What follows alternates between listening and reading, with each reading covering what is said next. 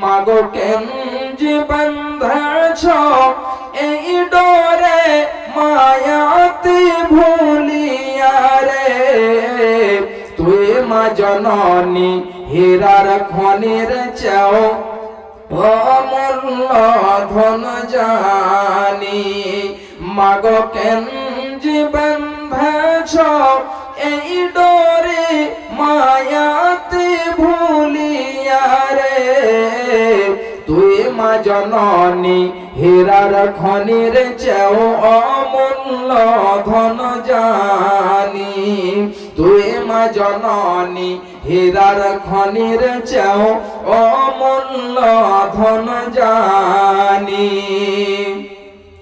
তোর ছায়াতে বসলি মাগো পাই খুঁজিয়া সানি রে তুই মা জননী হীরার খনির চাও অমূল্য ধন জানি তোর ছায়াতে বসলি মাগো পাই খুঁজিয়া সানি রে তুই মা জননী হীরার খনির চাও অমূল্য ধন জানি তুই মা জননী হীরার খনির চাও অমূল্য ধন জানি এ পারেও শান্তি মাগো ও পারে অমুক্তি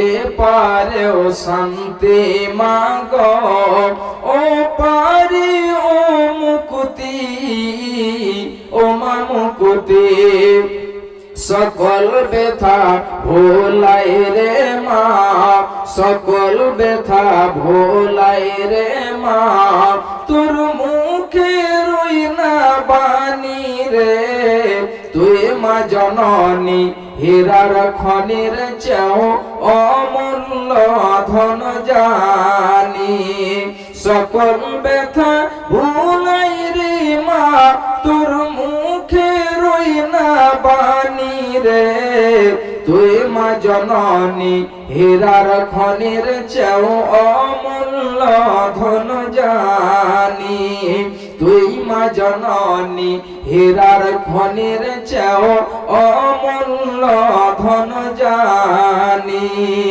তুই গেলে মা আমিও যাব তুই গেলে মা আমিও যাব ও মা একা কেমনে রইব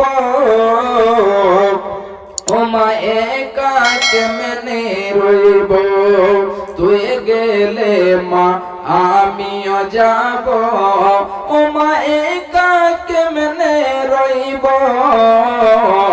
ও মা একা কেমনে রইব এই কথাটি ভাবতে গেলে মাগো এই কথাটি ভাবতে গেলে চোখে আসে পানি রে তুই মা জননী হীরার খনির চাও অমূল্য ধন জানি তুই মা জননী হীরার খনির চাও অমূল্য ধন জানি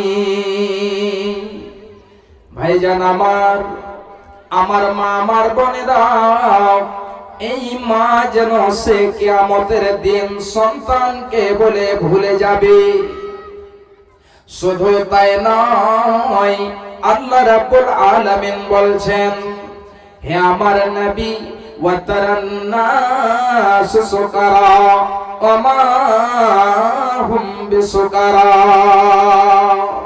আল্লাহ রাব্বুল আলামিন নবীজিকে কেন্দ্র করে বলছেন হে আমার নবী সেই দিন মানুষদেরকে দেখতে পাবে মনে হয় তারা মদ পান করে আছে মনে হয় তারা নেশা পান করে আছে কিন্তু আসলে তারা মদ পান করে নেই আসলে তারা নেশা পান করে নেই এটা হলো আল্লাহ রাব্বুল আলামিনের আযাব শাস্তি তাদেরকে শাস্তি দেওয়া হবে যেমন একজন মদ পানকারী যখন সেই মদ পান করে নেই, যখন সে নেশা পান করে নেই, তখন যেন তার শরীরটা স্থির হয়ে থাকে না, তার শরীরটা ঠিকভাবে থাকে না।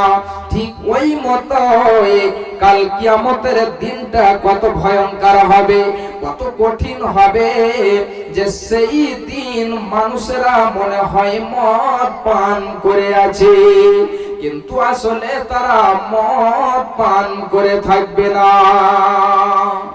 ভাইজান বাপজানেরা আমার, আমার মা আমার বোনেরা খুব ভালো করে শোনান। এবারে আসি হাদিসের দিকে।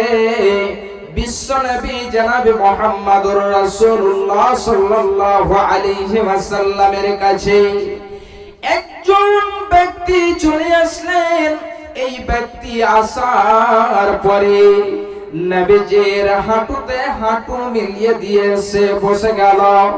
বসে যাওয়ার পরে নবীকে বলছে, ইয়া মুহাম্মদ, হে মুহাম্মদ, আপনি আমাকে দয়া করে ইসলাম সম্পর্কে বলে দিন। নবীজি তাকে ইসলাম সম্পর্কে বলে দিলেন। আবার যেন সে প্রশ্ন করছে, হে মুহাম্মদ, ফাখবিরনি আনিল ঈমান, হে মুহাম্মদ, ঈমান কাকে বলে, আপনি আমাকে ঈমান সম্পর্কে বলে দিন। এবারে তৃতীয় নম্বরে প্রশ্ন করেছে, খুব ভালো করে শুনুন। 3 নম্বরে প্রশ্ন করেছে, হে মুহাম্মদ, আপনি আমাকে ইহসান সম্পর্কে বলে দিন। বিশ্বনবী আমার তাকে ইসলাম সম্পর্কে বলে দিলেন, ঈমান সম্পর্কে বলে দিলেন, ইহসান সম্পর্কে বলে দিলেন। এবারে 4 নম্বরে প্রশ্ন করেছে, হে মুহাম্মদ, আপনি দয়া করে আমাকে কিয়ামত সম্পর্কে বলে দিন। ফাখবিরনি আনিস সাআ, হে মুহাম্মদ, আপনি আমাকে দয়া করে কিয়ামত সম্পর্কে বলে দিন, কিয়ামত কখন হবে। বিশ্বনবী আমার বলছেন, মাল মাসউলু আনহা বিআলামা মিনাস সাইলি, হে ব্যক্তি শুনে রাখুন, যে ব্যক্তিকে প্রশ্ন করা হয়েছে, যাকে প্রশ্ন করেছেন, এই ব্যক্তি প্রশ্নকারী থেকে বেশি জানে না। অর্থাৎ যেমন আপনার কাছে জ্ঞান নেই, আপনি জানেন না কিয়ামত কখন হবে, ঠিক ওই মতো আমিও জানি না কিয়ামত কখন হবে। এবারে সে ব্যক্তি 5 নম্বরে প্রশ্ন করেছে, ফাখবিরনি আন আমারাতিহা, হে নবী মুহাম্মদ, আপনি সেই কিয়ামতের নিদর্শন সম্পর্কে বলে দিন।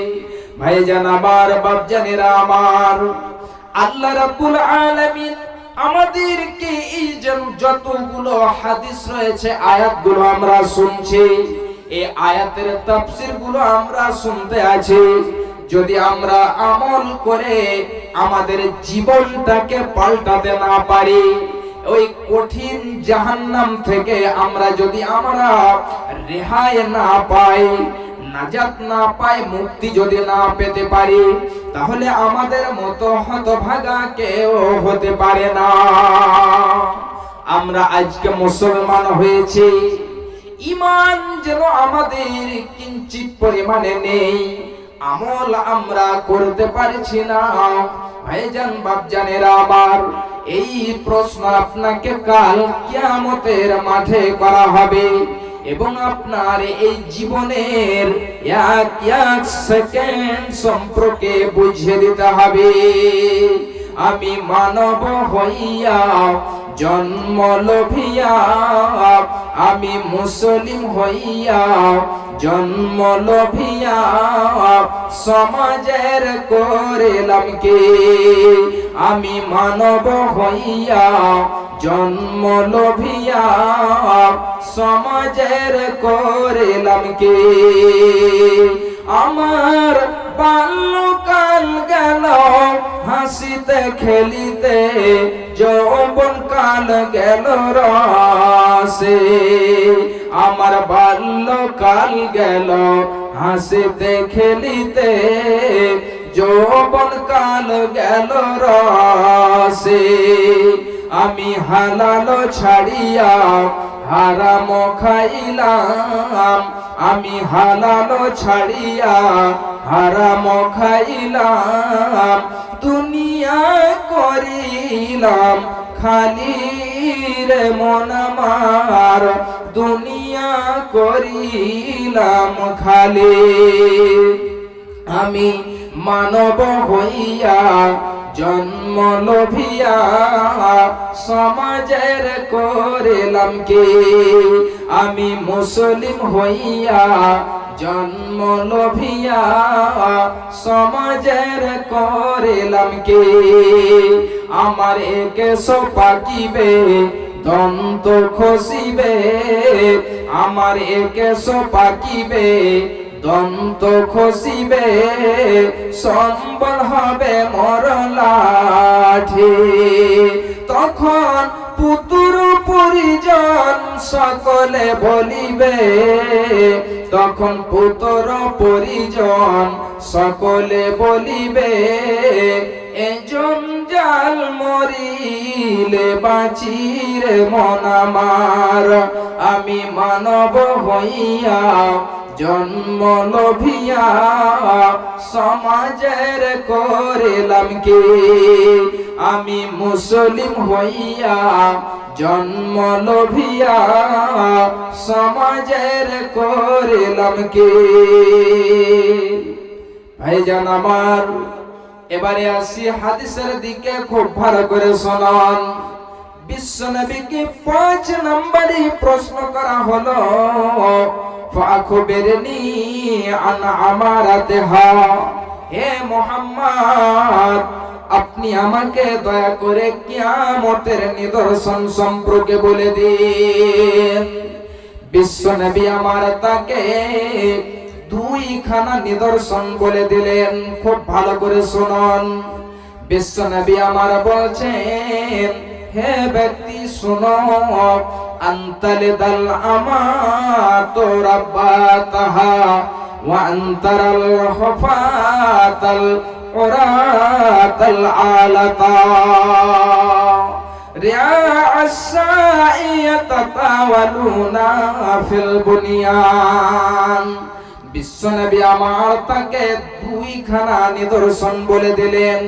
1 নম্বরে নবীজি আমার বললেন, আনতালিদাল আমাতু রাব্বাতাহা, যখন তুমি দেখতে পাবে দাসীরা নিজ মালিককে জন্ম দিচ্ছে, দাসীরা নিজ মালিককে জন্ম দেবে, এটা আবার কেমন করে হতে পারে? এটা আবার কেমন কথা? নিজে দাসী হবে এবং সে দাসী নিজ মালিককে কেমন করে জন্ম দিতে পারে? ভাইজান আমার, আমার মা, আমার বোনেরা, খুব ভালো করে শুনুন। আল্লামা ওয়াকিদ তিনি বলছেন, যখন মানুষেরা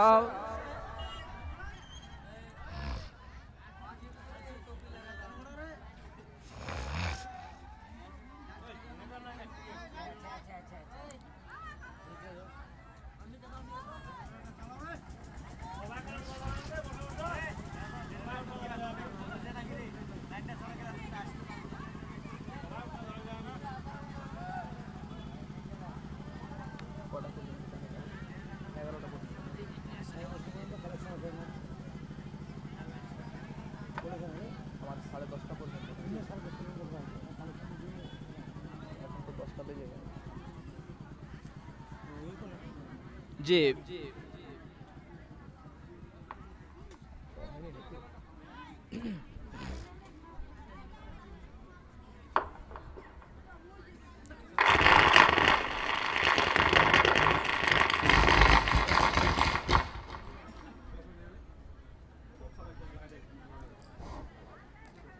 ভাইজান, আমার মা বোনেরা শান্ত সুষ্ঠুভাবে বসে যান। আমি যেটা বলছিলাম, বিশ্ব নবী বলছেন যখন দাসীরা নিজ মালিককে জন্ম দেবে, এটা কেমন করে হতে পারে? এর কয়েকটা ব্যাখ্যা আল্লামা ওয়াকি বলছেন, খুব ভালো করে শুনুন। আল্লামা ওয়াকি বলছেন, যখন মানুষেরা মায়ের অসম্মানী করবে, মাকে মার দেবে, মাকে গালি দেবে, যখন মায়ের সেবা যত্ন করবে না, তখন ভেবে নেবে কিয়ামত অতি তাড়াতাড়ি চলে আসবে। দ্বিতীয় নম্বরে আল্লামা ওয়াকি বলছেন, খুব ভালো করে শুনুন, তিনি বলছেন একজন মালিক রয়েছে এবং তার দাসী রয়েছে। তার দাসীর সাথে মিলামিশা করে জেমা করে যখন বাচ্চা জন্ম হয়েছে, এই মালিকটি সেই মহিলাটিকে, তার দাসীটিকে অন্য জায়গাতে বিক্রি করে দিয়েছে। এবং এই ছেলেটি যখন আস্তে আস্তে সে বড় হয়েছে, এবারে বড় হয়ে যখন সে ধনট্টশীল হয়েছে, টাকাওয়ালা হয়েছে, পয়সাওয়ালা হয়েছে, এবারে এই ছেলেটি তার মাকে জানাতে দাসীর মতো কিনে নিয়ে আসবে। সেই ছেলেটি তার মাকে দাসী হিসাবে কিনে নিয়ে আসবে এবং কিনে নিয়ে আসার পরে তার মায়ের সাথে দাসীর মতো ব্যবহার করবে। যেমন দাসীর সাথে ব্যবহার করা হয়, সেই ছেলেটি জানাতে তার মায়ের সাথে দাসীর মতো ব্যবহার করবে। ভাইজান আমার বাপজানেরা, যদি আপনি দেখতে যান তাহলে এই নিদর্শনটি অনেক অনেক প্রকাশ পেয়েছে। মাকে অনেকজন খেতে দেয় না, মাকে অনেক রকম কথা শুনতে হয়, মাকে অনেক রকম কষ্ট দেয়, জ্বালা যন্ত্রণা করে। যে মা আপনাকে 10 মাস 10 দিন পেটে রেখেছে, যেই মা আপনাকে দুধ পান করিয়েছে, এই মায়ের কতটা গুরুত্ব রয়েছে।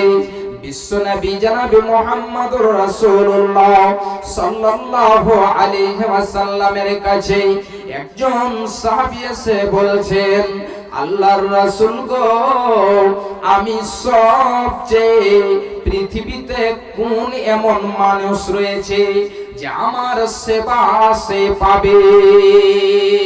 পৃথিবীতে কোন এমন মানুষ রয়েছে যে আমার সেবা পাওয়ার হকদার সে বেশি? বিশ্বনবী আমার বললেন, তোমার মা। আবার বিশ্বনবীকে জিজ্ঞাসা করা হলো, সুম্মা মান? ইয়া রাসূলুল্লাহ, হে আল্লাহ পাকের নবী, আপনি বলুন তো তারপরে কে? আবার নবীজি বলছেন, তোমার মা। আবার প্রশ্ন করা হচ্ছে, আবার কে?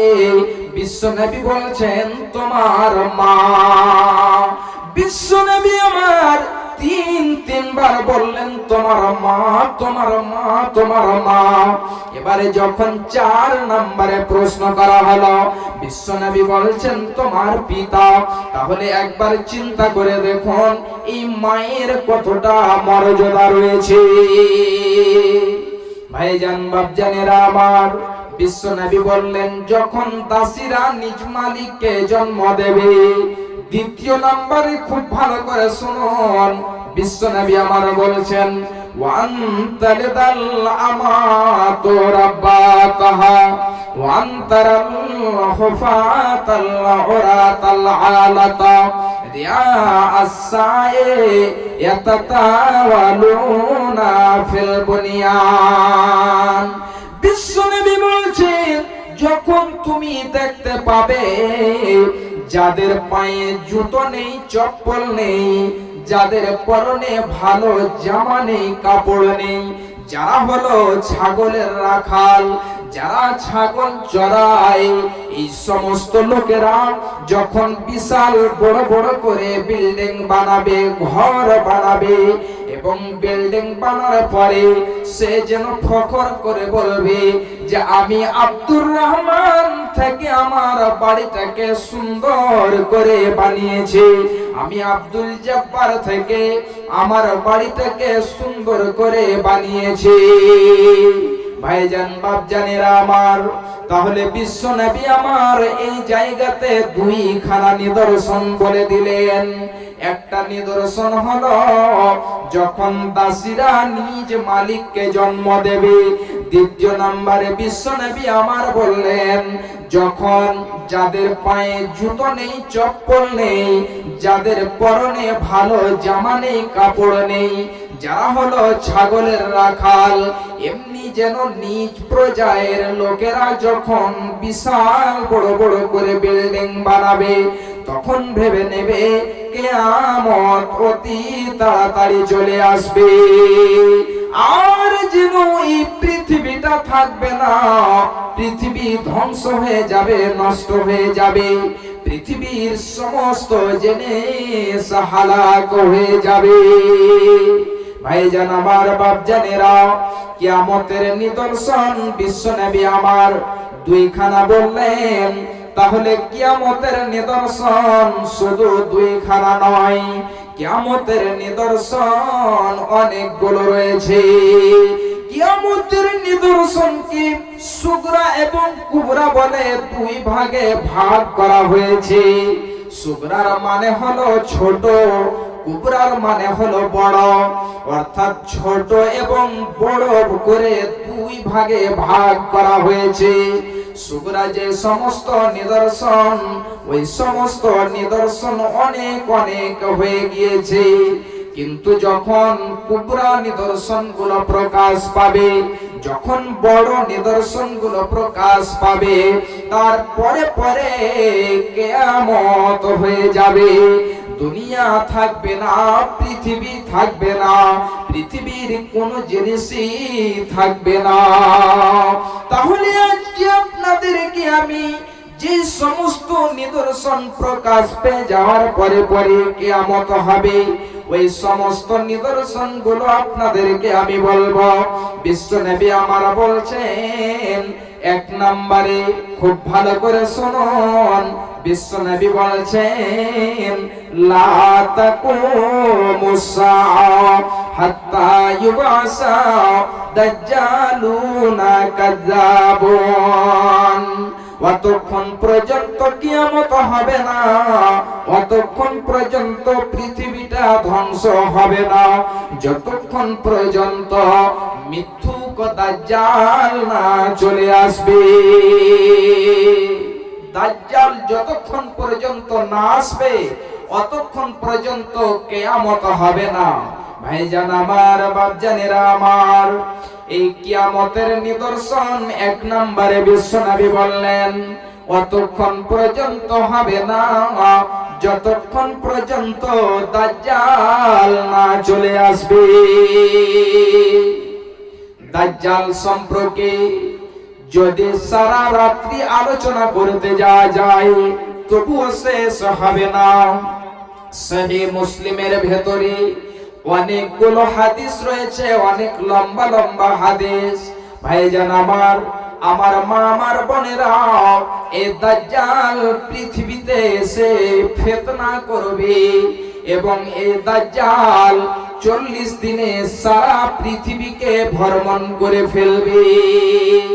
সেই মক্কা এবং মদিনা প্রবেশ করতে চাইবে, কিন্তু ফেরেশতারা এই জায়গাতে মক্কা এবং মদিনার যে বর্ডার রয়েছে, এই বর্ডারের উপরে তরবারি নিয়ে পহরেদারি করতে থাকবে। যখন সে দাজ্জাল মক্কা এবং মদিনার দিকে যাইতে চাইবে, এই সময় তাকে যেতে দেওয়া হবে না, তার মুখটাকে সেখান থেকে ফিরিয়ে দেওয়া হবে। দাজ্জালের অনেকগুলো ফিতনা হবে, ফাসাদ হবে। মানুষদেরকে এসে বলবে তার কাছে জান্নাত এবং জাহান্নাম থাকবে। মানুষকে এসে বলবে আমি হলাম আল্লাহ, আমার কাছে জান্নাত রয়েছে, জাহান্নাম রয়েছে, তোমরা আমার প্রতি ঈমান নিয়ে এসো। একদল থাকবে যারা ঈমান নিয়ে চলে আসবে, যারা তার প্রতি ঈমান নিয়ে আসবে, তার প্রতি বিশ্বাস রাখবে, এবং একদল এমন থাকবে তার প্রতি ঈমান নিয়ে আসবে না। ভাইজান বাপজানেরা আমার, এই দাজ্জালটা খুবই যেন ফিতনা করবে, আর এটা হলো সবচেয়ে বড় আলামত, কিয়ামতের নিদর্শন হলো সবচেয়ে বড়। এই যখন প্রকাশ পাবে তার পরে পরে কিয়ামত হয়ে যাবে। ভাইজান, দাজ্জালের ফিতনা থেকে বাঁচার একটি উপায় রয়েছে, অবশ্যই আপনাদেরকে আমি ইনশাআল্লাহ বলে যাব। তাহলে এই যে প্রোগ্রাম করা হয়েছে, এই যে সভাটি করা হয়েছে, এটার একটি উদ্দেশ্য রয়েছে, আপনারা সকলেই জানেন তো। এর একটি উদ্দেশ্য রয়েছে, আল্লাহ রাব্বুল আলামিন আমাদেরকে মাল দিয়েছেন, ধন দিয়েছেন, সম্পদ দিয়েছেন। আল্লাহ রাব্বুল আলামিনের নবী বললেন কি, কিয়ামতের যেটা নিদর্শন হলো, যাদের পায়ে জুতো চপ্পল থাকবে না, যাদের পরনে ভালো জামা থাকবে না, যারা হলো ছাগলের রাখাল, এরা বিশাল বড় বড় করে বিল্ডিং বানাবে। ভাইজান আমার, আমাদের কাছে এখন অনেক লোক এমন আছে, অনেক গরিব শ্রেণীর লোক, তারা বিশাল বড় বড় করে বিল্ডিং বানাচ্ছে। ভাইজান আমার, তাহলে আমরা আমাদের নিজের বাড়িটাকে বানাচ্ছি, আল্লাহর যেটা ঘর মসজিদ, এটাকে আমাদেরকে নির্মাণ করতে হবে, বানাতে হবে। আর শুনলাম যে এই সভাটি করা হয়েছে আপনাদের এই মসজিদের জন্য। মসজিদের অনেক খাস্তা হাল রয়েছে, আপনাদের দানের, আপনাদের সহযোগিতার প্রয়োজন রয়েছে, সেই জায়গাতে অনেকগুলো কাজ বাকি রয়েছে। ভাইজান আমার,